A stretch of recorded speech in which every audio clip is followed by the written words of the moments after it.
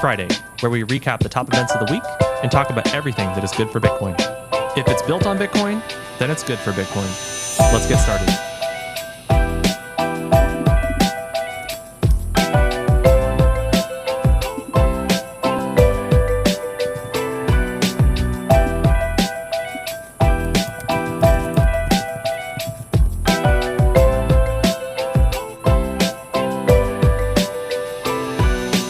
Content shared on this podcast is for informational and entertainment purposes only. It does not constitute financial, investment, or legal advice. The views and opinions expressed are those of the host and guests and do not reflect the official policy or position of any other agency, organization, or company. We encourage you to conduct your own research and consult with a qualified professional before making any financial decisions.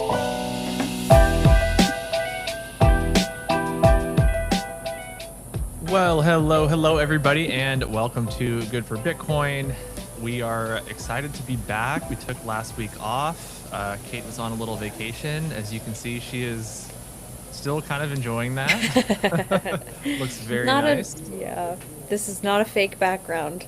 Still kind of on vacation, but like working from here, it's been fun. So yeah, Costa Rica is beautiful.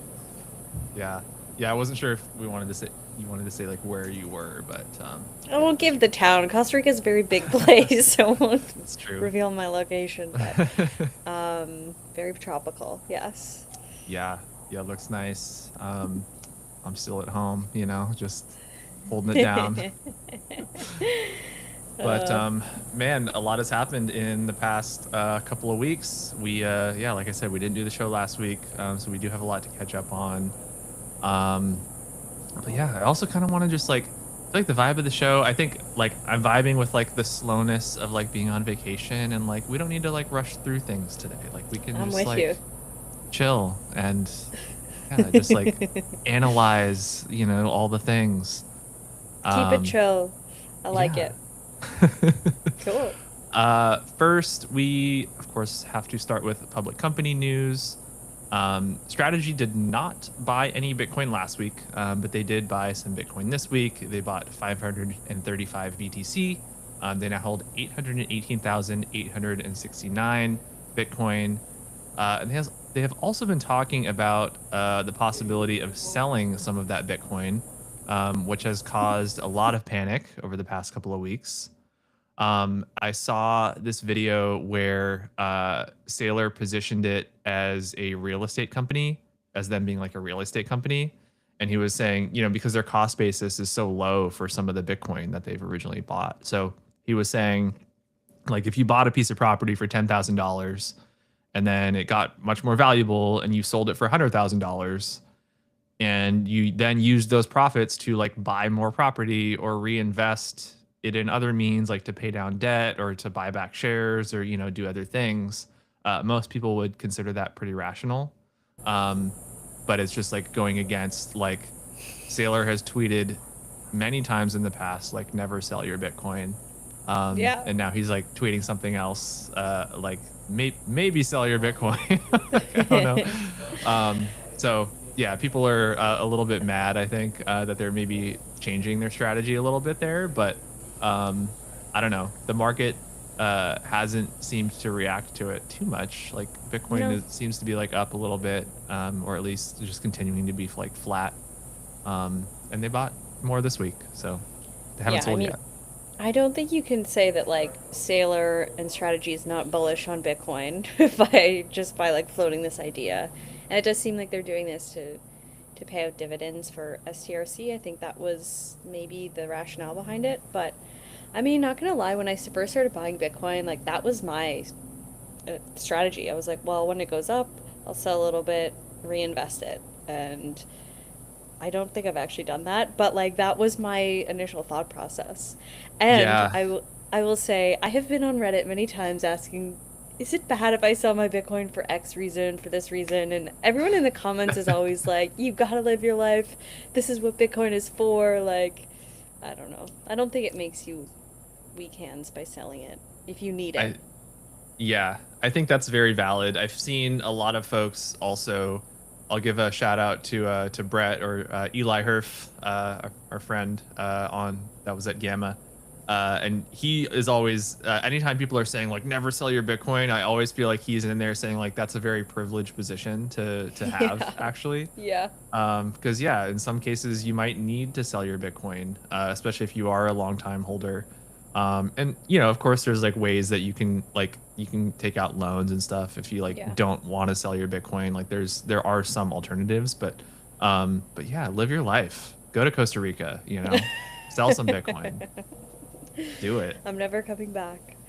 Um, well, speaking of selling, we have Mara. They revealed that they sold 3,386 BTC this past quarter. And we have a little segment on mining later, but they are continuing to bleed for sure. Yeah, yeah. I can't remember who it was. I don't think they were from Mara, but it was like somebody that had like a really big position in Mara. I was listening to like a podcast, and this person was getting interviewed, and I guess, um, you know, it makes sense. Kind of just going back to strategy, like it makes sense, if, especially if you're a Bitcoin miner, if you know the price of Bitcoin is going up and you're projecting the price of Bitcoin to go up, it maybe makes sense to hold your Bitcoin and then sell it later, versus obviously you don't want to sell your Bitcoin at a loss, which it seems like a lot of them are selling at a loss. But in any case, you know, it makes sense. You know, if Bitcoin is down, if you expect it to like continue to kind of be flat for a while, to maybe sell your Bitcoin and offload some of that risk, especially if you're a miner and margins are like razor tight anyway.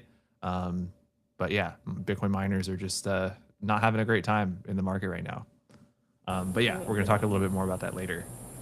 Um, Block, we're also in like earnings season, so a lot of these companies are announcing stuff as part of like their quarterly reports. So Block revealed an additional 34 BTC on their balance sheet, so they now hold 900 or 9,000, excuse me, 9,032 Bitcoin. Nice. And then we have Orange BTC. I think that's how you pronounce it. They are a I think it's like Brazilian orange Orange. or something. I don't know. I don't know. Orange. They're a Brazilian Bitcoin treasury company and the largest in Latin America. They bought 5 Bitcoin this week, and so they now hold 3,732. Love it. Smarter Web Company, they bought 25 Bitcoin. They now hold 2,830. And then we have Keel Infrastructure Corp. They were previously known as Bitfarms, a huge mining company. Revealed that they have 409 more Bitcoin in their quarterly filings this week, and they now hold 2,469. Yeah, so this is part of their rebrand to Bitfarms. They had also announced that they had re-domiciled from Canada to the US. They were based in Quebec, and I'm not Yeah, they're in actually New sure York what. now. Yeah. Was it policy related? I'm honestly not sure why they moved, but Yeah, I'm not really sure. I saw that in the news. I saw like this Keel Infrastructure Corp, and I was like, what is this company that has like thousands of Bitcoin? And then yeah, I saw that it was Bitfarms. But yeah, they rebranded to Keel. I would imagine that it's like an AI thing. like that like makes sense. all these companies are pivoting to Yeah. AI. And yeah, Keel Infrastructure Corp certainly sounds less Bitcoiny than Bitfarms. I like Bitfarms better. Me too. Yeah. Yeah, keel infrastructure sounds like, isn't keel like a boating term, like the keel of like a ship or something? Oh, I don't know actually. Like you make, yeah, infrastructure for boats. Not, I don't know. Maybe they're pivoting. For real, for It's a real. hard pivot. Yeah. Yeah. Last we have Fold, who in their earnings report this week revealed they sold one BTC. Why? Like Shame. just one Bitcoin should have just. Why did you not just hold it? They now hold 826 Bitcoin. Company retreat, baby. Yeah, yeah. There you go. They went to Costa Rica. Yeah. Um, one that I thought was interesting, it's not a direct Bitcoin buy, but Trump had to file his Q1 buys, and he bought Coinbase, Mara, and Strategy, MSTR shares. So Yeah, pretty cool. interesting. Like that's at Trump actually, like It's like not the Trump, Trump company. and I think it's a combination of Trump and his family office Mm, dwellings. okay, Yeah. it's pretty cool. Yeah. Cool. Strive, I also saw today, they rebranded. They're still called Strive, but they rebranded as the Daily Dividend Company. They're now offering daily dividends on their Bitcoin-backed SATA preferred. Oh no. I think we lost Brandon. Anyway, I'll finish what he was saying. So the Strive rebranded today as the Daily Dividend Company, and they're now offering daily cash dividends on their Bitcoin-backed SATA preferred stock, which currently offers 13% APY. All right, hopefully we can get Brandon back in here because he has some very exciting news that I'm really excited for him to talk about.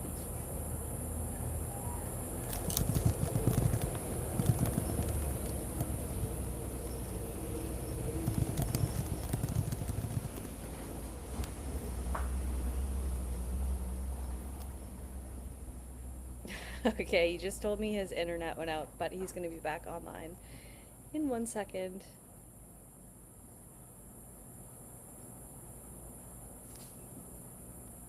Of course, my internet would go out for like a second.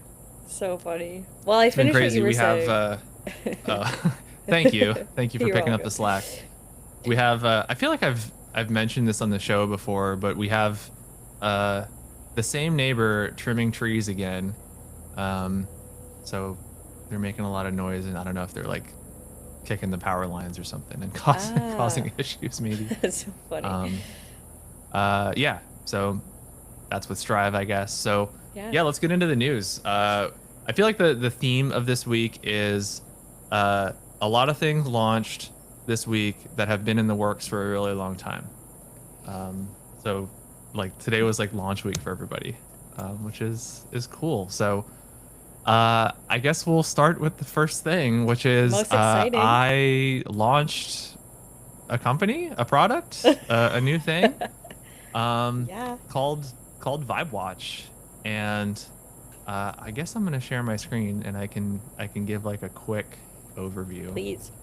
Um, so I've been in the crypto social media community management kind of space for over 5 years now, which is pretty crazy. And I've, through that time used kind of the whole gamut of all these different social media management tools. I've used, the native platforms. I've used Sprinkler, Sprout, Brandwatch, like all these different ones that promise to, give you like, surface all of your community, across all these different platforms in one spot and have like that unified inbox and give you like really smart listening features and try to like surface, what your community is saying and all this stuff. And, some of these tools are like $100 a month. Some of these tools are like thousands of dollars a month and they're like Mm-hmm. huge enterprise softwares. And there's always been, no matter what, like all these different tools that I've used, I feel like I've used all of the main ones. They all have this problem, which is that they're not actually very smart and they don't actually understand your community at all. And they certainly don't understand like why something is well received or not well received. Like, why is your sentiment going up? Why is your sentiment going down? How is your sentiment actually measured? And just like none of it is very smart. Like they'll market themselves as like, oh, we give you like these actionable insights, and then those actionable insights is just like a word cloud that Yeah. is like whatever like the community said when they were like engaging with you on X. So I kind of got sick of looking for like a tool that would do this, and I was like, I am just going to build this myself. So I've been building this for over half of a year now, which is crazy. Kind of slowly iterating on it, and a few months ago, I was building this initially just internally for myself. And a few months ago, I was like, I feel like this tool doesn't exist in the wild. And I feel like a lot of people could get a lot of use out of something like this. So I built this tool called Vibe Watch. And basically what it does is actually give you relevant insights into what your community is saying. It understands what your community is. It understands what your brand is.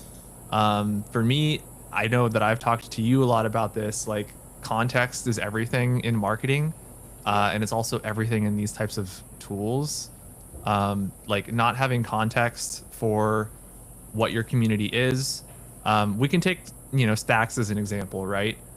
Stacks has, the token Stacks is STX. STX also just so happens to be the ticker for Seagate, Seagate's stock. So if you're just trying to search like what is like the sentiment on like STX, you're gonna get all this other irrelevant stuff, related to like Seagate, because it doesn't know the difference between STX stacks and STX Seagate. Yep. Um, it also, all these tools, maybe they only work with X. They don't work with all these other platforms that are out there. I can go to like the homepage here, and we can see like we support all these platforms, Discord and Telegram, and like your community is everywhere, right? It's everywhere. It's across all these different places. There is no tool out there other than VibeWatch that supports all of these things. A lot of them support a few, but like certainly not all of them. I just rolled out Noster support today, which we haven't announced yet. So that's the announcement on the show, is that Noster is on here now, after we got a request for it. Um, but you have all of these platforms that are all in just one view, in VibeWatch. And basically the goal is to have insights, from all of this data that's coming in, right? You can see, daily insights, almost hourly insights on, what's happening, in your community. Yeah, now on Noster. Um, and it also generates these weekly reports that are relevant for your entire community. So another thing that I got really sick of with all of these different tools is, even for these huge enterprise tools that were literally like tens of thousands of dollars annually, even when I was using those types of tools in previous companies, I was still having to create manual reports of like, and trying to like piece together like, oh, we posted this thing and the community talked about it here. And, I was still like trying to map all these things Yeah. manually, myself. And now you have these like reports that can get generated weekly.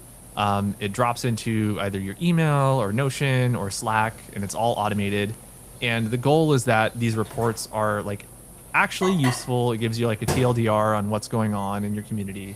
And they're actually relevant for everybody in your organization, not just, you as like the community manager or the social media manager. So if there's something that's relevant to like your product team or your engineering team or your, sales team or whatever, like it's going to, put those things in, tag them as relevant. And it's just like one kind of weekly pulse, weekly report that is relevant to your entire org. So it's not just useful for community managers, it's useful for everybody. And it's also, we have support for all these things. Also being, coming from the crypto space, and not wanting to connect, as many things as possible to, Yeah. to these different platforms. Like if for X, for example, right? If I want to add my X account, all I have to do is type in like, what is my handle? I'm not Yeah. authenticating, anything. Like VibeWatch has zero permissions to, message any of these platforms. Like it's strictly like read only. And that is also like very important to me, is like the security side of things. So we launched this week.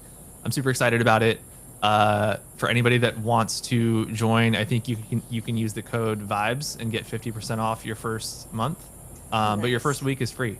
So if you are, representing a community, of any kind, which is pretty much everybody, right? Every brand has a social account. This I think is useful to you, and it's also not just like useful for crypto companies. It's like it's useful Yeah. for everybody. So I'm super excited about it. Yeah, vibewatch.io. Go watch your community vibe, I guess. Oh, I is love the it. I'm is the so takeaway.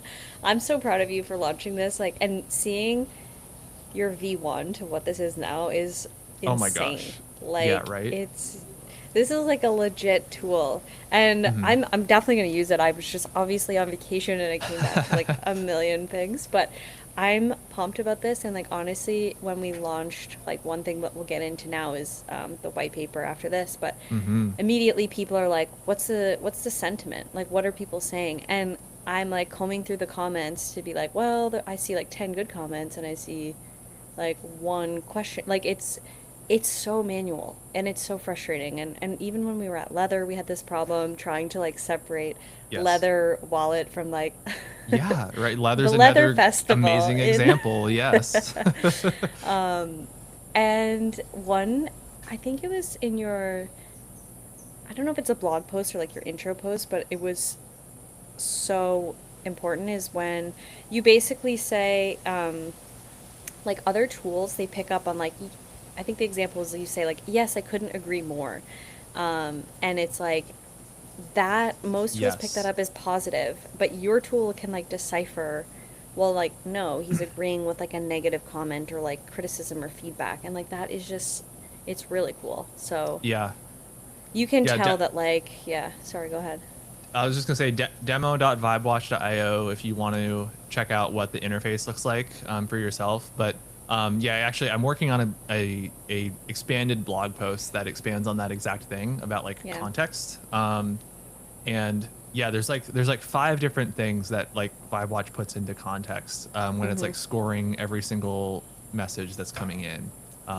It's one, it's scoring one based on sentiment, and two based on like relevance and how relevant it is to your organization. So the first thing that happens when you set up an account is you're typing in like your brand or your company's website, and it's like figuring out like what is your brand, what is your company, what does it do. Yeah. And every single time that it's scoring a message, it's contextualizing that back to what Yeah. is your actual brand, to know if it's relevant or not. Yeah. And there's a lot of things that you can do. Like you can go in, you can drill down to like each message.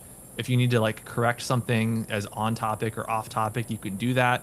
Or, if something is scored as positive and it's like incorrectly scored and you need to actually, oh no, that's actually negative, you can Yeah. correct these things. Yeah. And VibeWatch learns over time. So if you're making corrections, it's learning, it's Yeah. adjusting, it's adapting based on what your community is saying.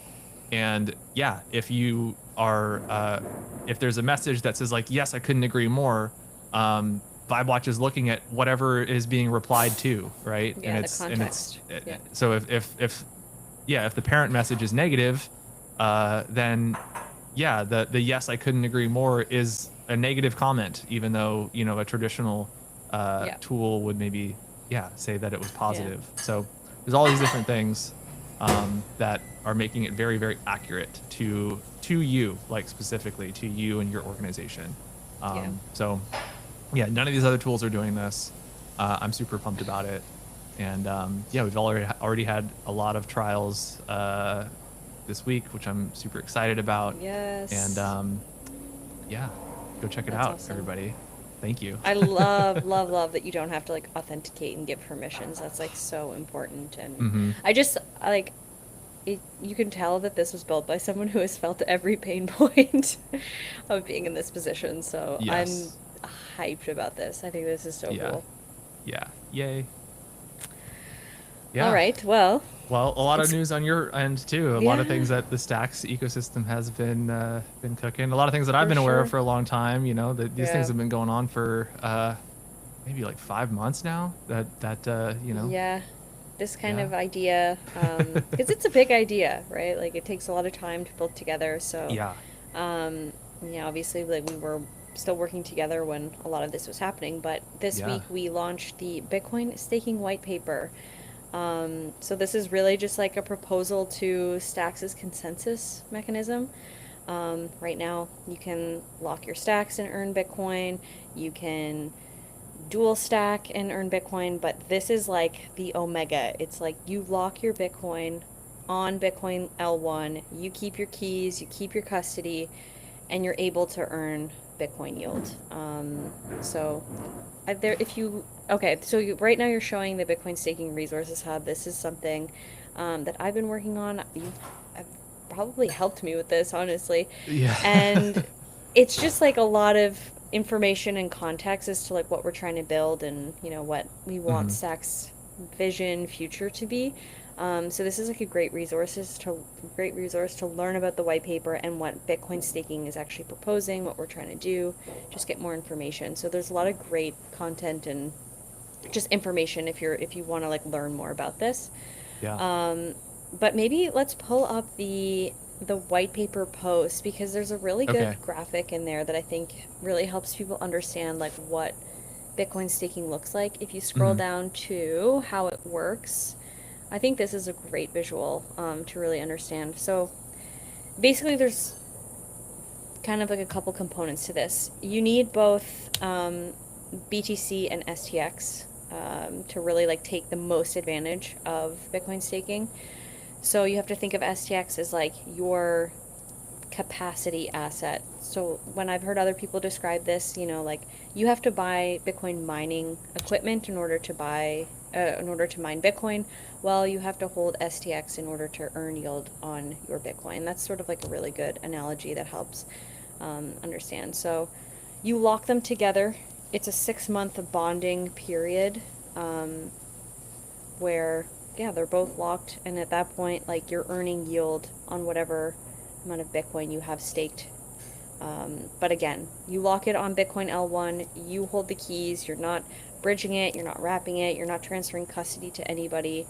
And I think one of the most important things is that you can take your Bitcoin out at any point in time, and it basically just gets released to you in the next Bitcoin block, which I think is a very underestimated feature. Because some of the sentiment and comments I've seen around this in the release is like, well, 6 months is a long time to like not have access to your Bitcoin, and that's just not the case. Like you can unlock it at any point. You just forego the yield for the rest of the 6 months, and then but your stacks does still stay locked. That's like sort of like the only caveat. But I think most people are more concerned about their Bitcoin than their STX anyway. Yeah. So that's a cool one. And I think the target yield is around 3%. It's not guaranteed because it's determined by an algorithm, but I think this is like a really steady, sustainable yield that's being offered. And at the end of the 6 month period, your Bitcoin unlocks, your stacks unlocks, and if you're up for it again, you repeat the cycle, and that's how it goes. Yeah. So, I have I have a lot of thoughts about this. I've had a lot of thoughts about this for a while, and I've kind of talked about it somewhat, like, yeah. but yeah, it's really cool to like have this actually be out so we can, I guess, more officially talk about it. Yeah. Now that the white paper is live. Um, just to take like a step back, like Stacks has had proof of transfer for years. And the mechanism, how that works is you, as a Stacks user, you lock up STX. And for, doing that, you earn BTC. And you've Hmm. had the ability to do that for years. I think since like 2021, Yeah. since Stacks 2.0 launched. Um, so that mechanism has existed. Where is the yield coming from? That yield is coming from Stacks miners. Stacks miners, in order to have the opportunity to mine Stacks blocks, they are bidding Bitcoin native Bitcoin for the opportunity to do that. And then that Bitcoin is basically passed along to stackers who are stacking their STX. So that's like how that relationship works. Like that's where the Yeah. yield is coming from. And then over a year ago now, over a year ago, Bitcoin's dual stacking, not over a year ago, It was a in like little the less than fall. maybe a year. Yeah. Yeah. Anyway, maybe let's say like 8 months ago or Sure. something like that. Um, Stacks launched this new product called dual stacking. And what that basically allowed you to do was you would be able to bridge your Bitcoin into Stacks and it would become SBTC. And you would pair up, your SBTC with Stacks together, and basically you would be able to earn more by like pairing them up together. And that yield was still being powered by the stacking mechanism, by proof of transfer. But it was sort of like being subsidized in a way because there was like certain Stacks entities that Yeah. were basically passing along the rewards that they would have earned, and they're just passing it along to this program, to kind of just Yep. incentivize it. And that was sort of like a test for this dual stacking or excuse me, sort of test for this, which is like native Bitcoin stacking, Bitcoin staking, excuse me. Get it That right. was also one thing that is going to take a while to Yeah. like go Yeah, between for like Bitcoin sure. stacking and Bitcoin Oh, staking. I know. So this is a new program. As I understand it, dual stacking is going to be phased out as part of this, as long as the governance proposals The go SIP, through and yeah. everything like that. Yeah, and it's going to be replaced by this new program. Um, but I think the main thing is like when dual stacking launched, um, there was initially a lot of expectation about this is going to bring in a ton of people are going to bridge their Bitcoin in as SBTC, and they're going to participate in this program. And like that wasn't really what happened. Like there was certainly was some excitement for it, but there's still so much risk involved, especially if you're an institution. Maybe you're acting as a fiduciary. Let's say you have 1,000 Bitcoin, right? And you have millions of dollars of Bitcoin. The proposition of bridging all of your Bitcoin into a network like Stacks, compared to leaving it on the L1 where it's very, very, very, very, very safe, um, it's just too much to ask for a lot of these institutions and a lot of these fiduciaries and a lot of, just a lot of these companies. So it just wasn't something that that gained a lot of traction. But if you had the ability to instead keep your Bitcoin on the L1, and you're still interacting with Stacks, you still have the STX token, so you're still going to see demand for STX with this mechanism, but you're keeping your Bitcoin on the L1 is I think much more palatable for institutions and Yeah. even retail users, right? For regular users, like I, have a majority of my Bitcoin on the L1 still, right? And I don't want to have to bridge all my Bitcoin in as SPTC. I like the security and the safety of having it on the L1. Yep. So the fact that I can continue to do that, stays on the L1. It just uses like really simple time locks that Bitcoin L1 has supported for years.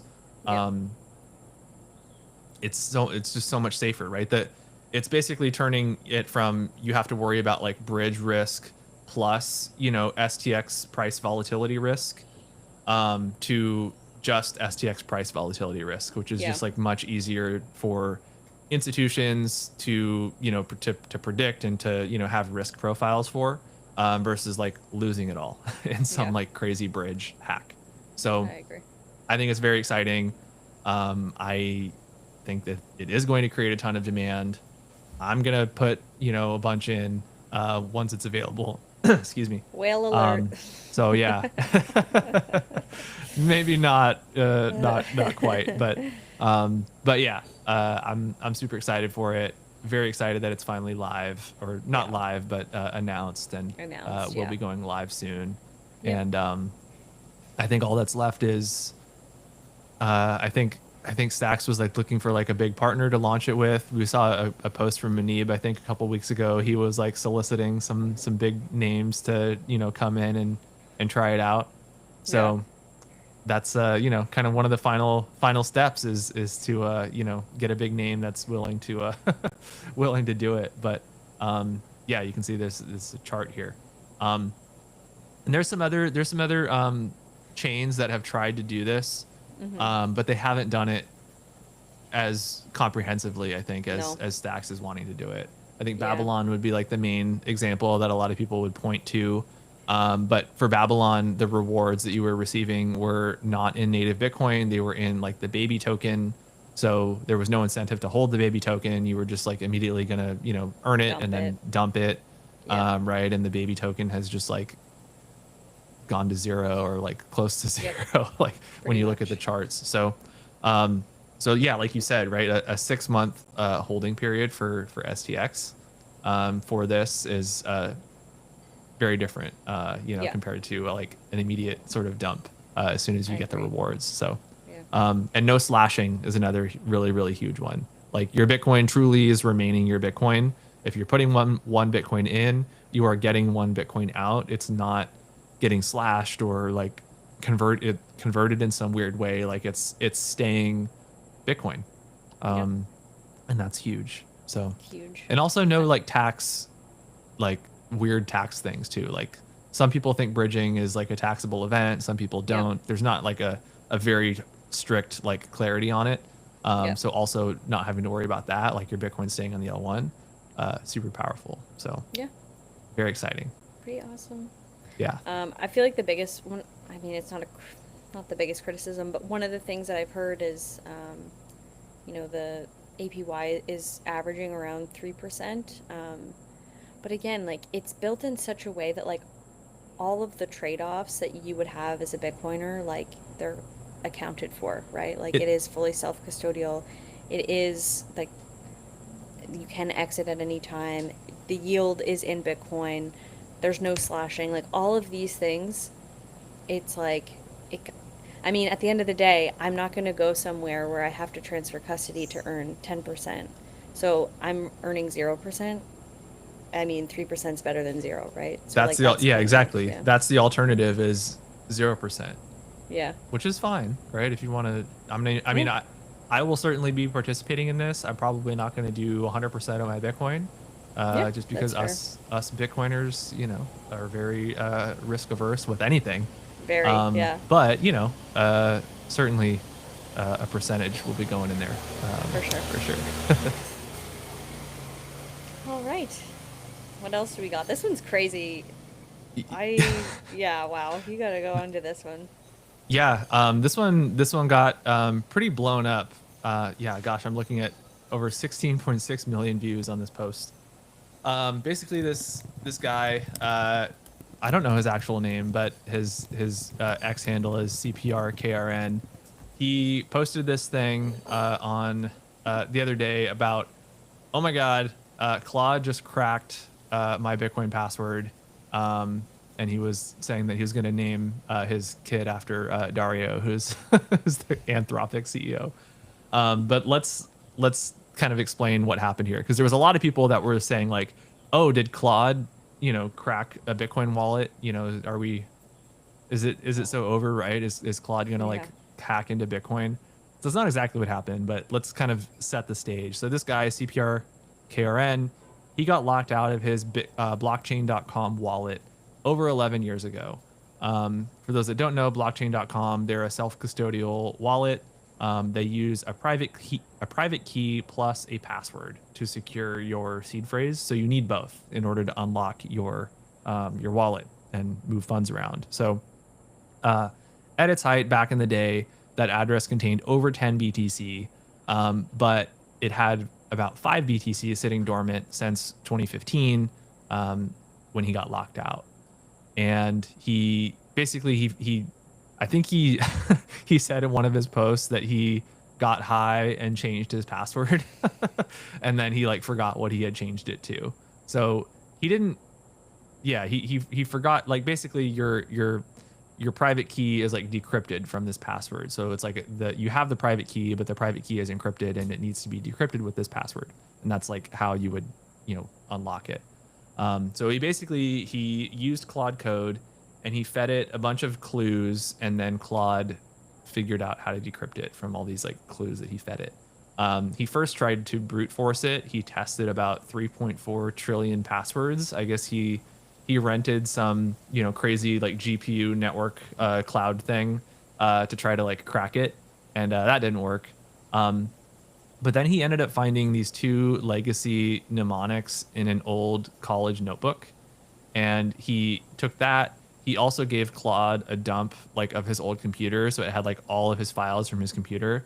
And Claude ended up finding these two old wallet files and matched that up with the legacy mnemonic phrase, and then that allowed him to like decrypt the wallet and like get it. So Claude didn't actually like crack the password. It didn't crack Bitcoin, but it sort of just like helped him to like connect the dots and figure it out. And he said like he would have never been able to like figure it out on his own. Yeah. So That's um, insane.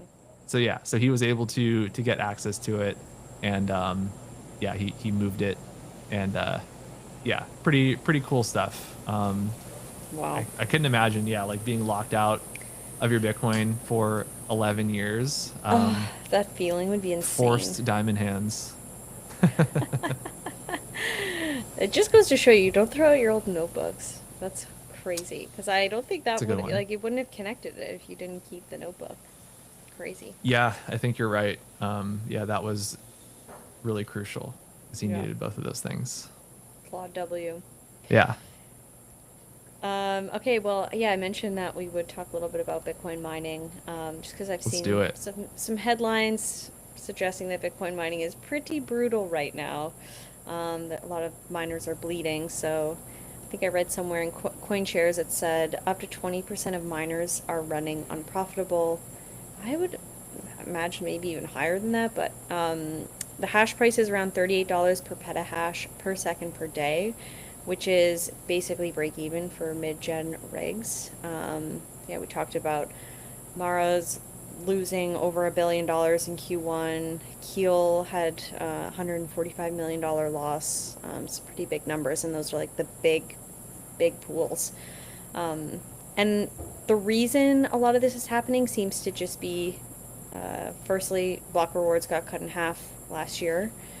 So miners now earn fewer Bitcoin per block they mine. And so, the price of Bitcoin needs to rise faster than the difficulty adjustment just to break even. But difficulty keeps climbing. It's now, on May 15th, it bumped up to like 135.64. Is it terahash? Is that what the T Sounds is? right. Yeah. Yeah, okay. So it's just a lot more competition for, Hmm. a smaller prize reward. So, Yeah, and we're like a um, little bit halfway into the next halving too. yeah, So those yeah. rewards in 2 years are gonna be halved. Yeah, So then it's gonna be even exactly. worse. So it's just like goes to show you that like the price of Bitcoin going up does not mean that like miners are doing well. And just like the overall economics of mining is just a tough situation at the moment. Um, but I did find this cool story. I thought this one, it's not really great for price for like or economics for miners, but it is like a decentralization for Bitcoin win.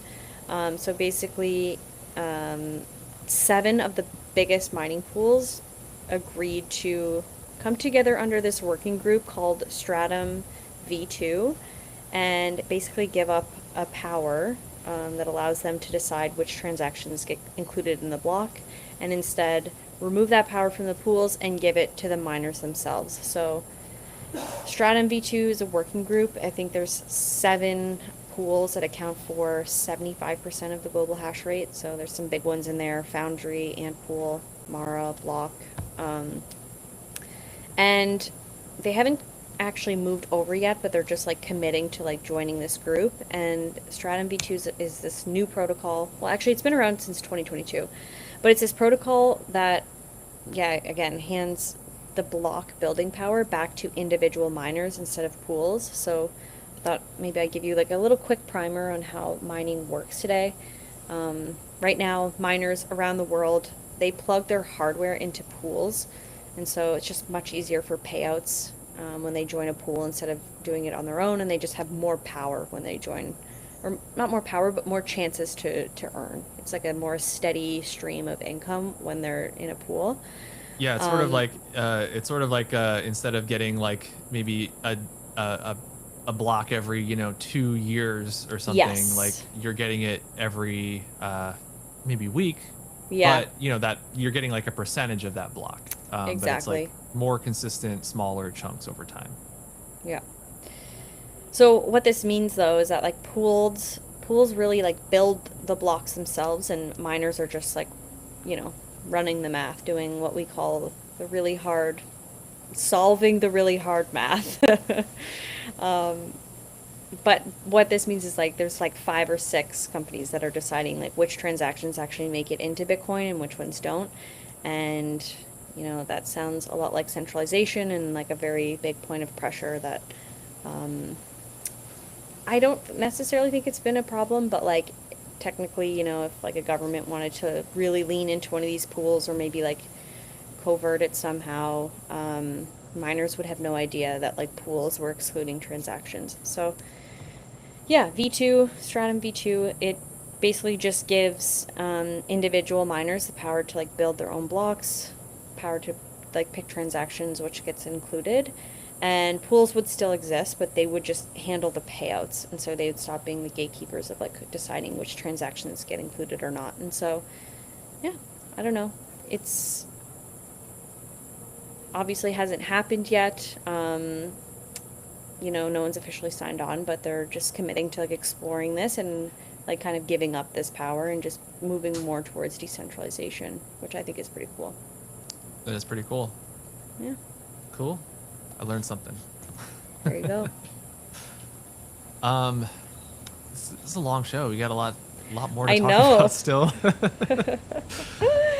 Okay, we've had major progress on the Clarity Act. So on Monday, Senate Banking Committee, they released a 309-page draft, and they announced that they would be doing a vote on Thursday, which was yesterday. And then on Wednesday, Brian Armstrong, who's the Coinbase CEO, he posted this video. I'm gonna try to play it live. It's just like a minute long, so it's Okay. it's okay. So we're gonna watch it together. Hey everyone, Brian Armstrong here. I'm back in the Senate office building in DC in anticipation of crypto market structure legislation going to markup on Thursday, which would be a historic moment, and the energy here is just palpable.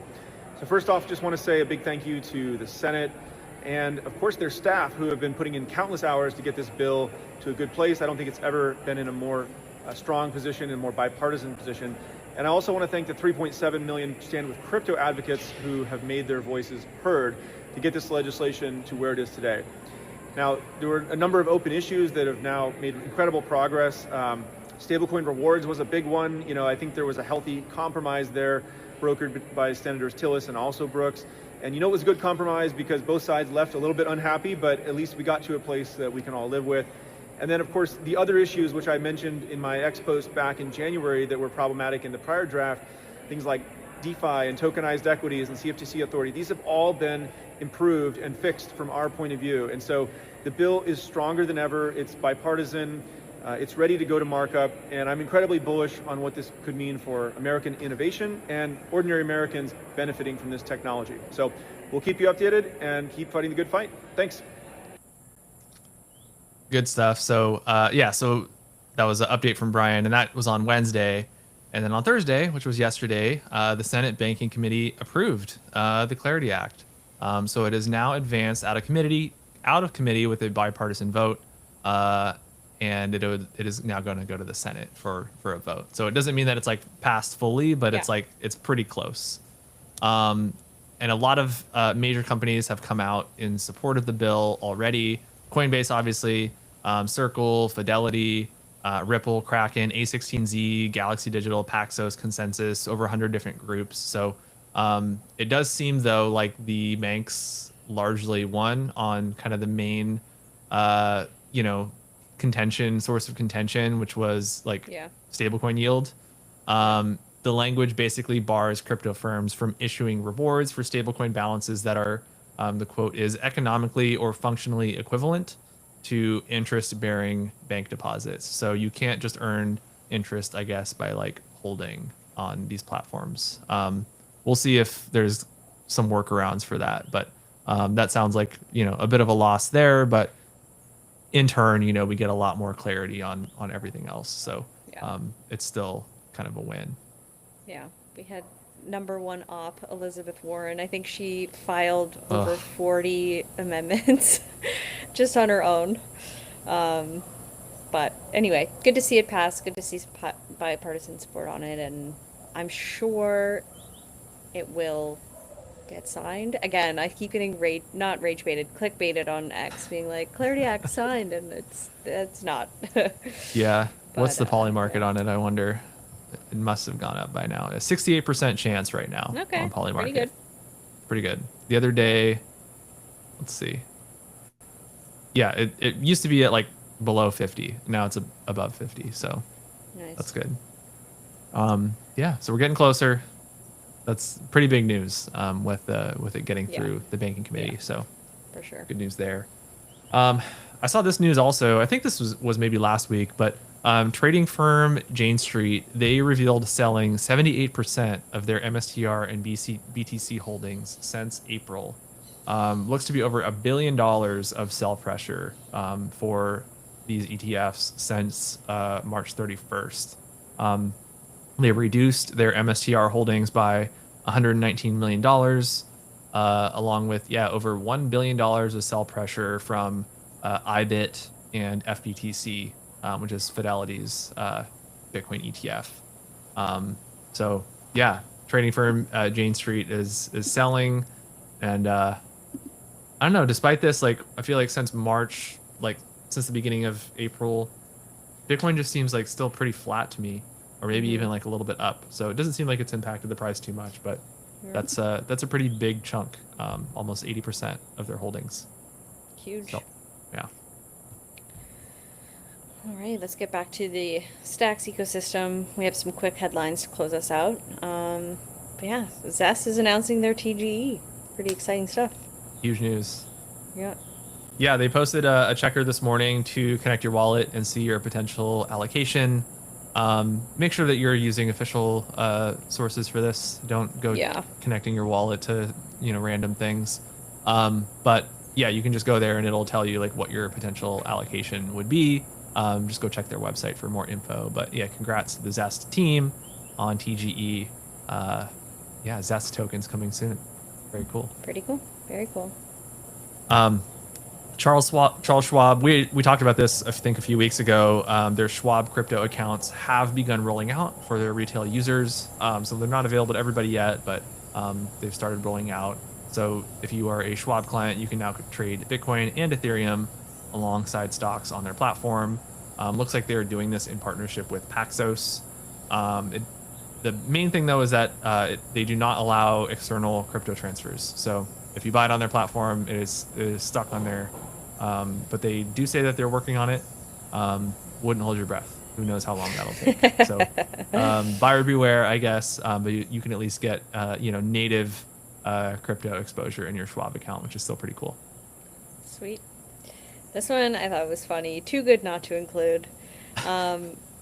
Infamous rapper Drake. I missed this completely. This is hilarious. So he dropped a new song called Dust. I don't know when he dropped it, but it's very recent. And in the song he calls out SBF, like Sam Bankman-Fried, and Bitcoin. So the lyrics are you gonna rap for us, Kate? No. I will read the lyrics though. So his SBF call out, he says, "An FTX penthouse high riser, yeah, Samuel Bankman. Free all my guys up, yeah." And then later in the song, he drops a beat where he says he's a BTC crypto big timer.